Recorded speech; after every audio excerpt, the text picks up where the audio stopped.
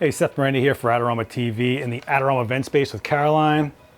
And we're gonna try out the new Westcott FJ400. This is kind of a surprise release. This is a 400 watt second battery powered studio strobe by Westcott. And that's a legacy name. They're huge in light modifiers, right? Like we know them for high quality ways to shape light. And they're also known more for continuous light, whether it be the Solix or the Flex Cine or the RGBW panels that you've seen me use in plenty of videos. It's all over the channel, all their continuous lighting. But when they told me they were making a strobe, I had to take a crack at it.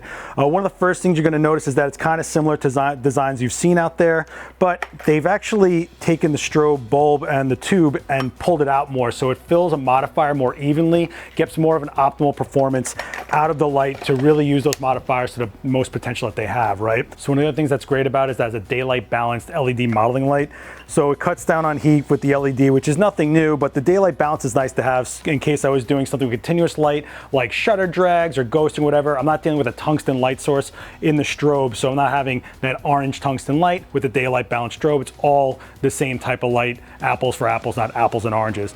Also, it's got Bowen's mount, which is one of the most widely used mounts out there, right? So I have a ton of modifiers for it, like this Joel Grimes beauty dish right here, which is super easy. So let's hang this and see how it performs. And the trigger is actually pretty cool as well. So what's really interesting about it is, one, it's a rechargeable battery on board. We're not going into a place and dragging a ton of gear and then we can't shoot because we forgot AAAs, which has been something that's plagued my whole career. So not only is it chargeable, but if it is low, you can put it on the charger for like a power bank while you're using it. So there's no like waiting around if you don't have it ready on the go.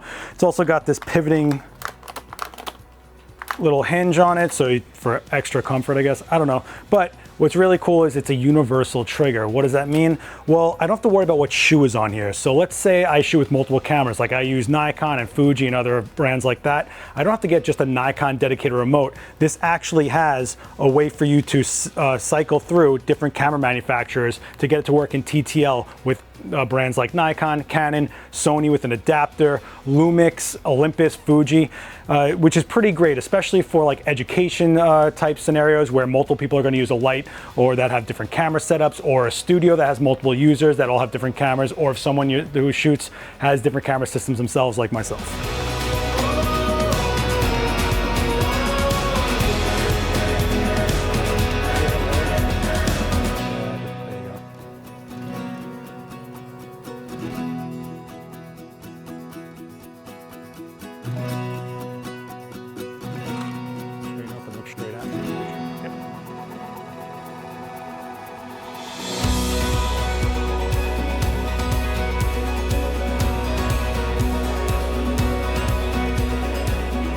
Keep right there, and great.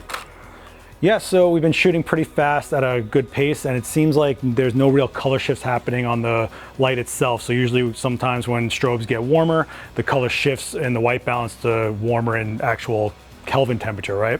One of the things you should know about this light is it has 6 groups, A, B, C, D, E, F, and every single one of them can either be manual or TTL, mixing them up if you want to. They don't all have to be TTL, they don't all have to be manual, and there's none that only can be manual. That's pretty important.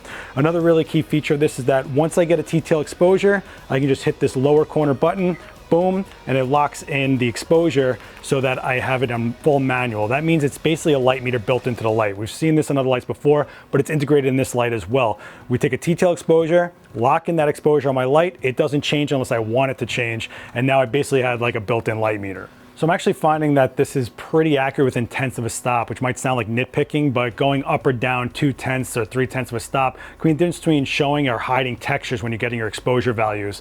Westcott's really known for all their modifiers, so I wouldn't be surprised if the FJ400 starts getting paired with their systems like the Switch or their other modifiers they've had out there forever.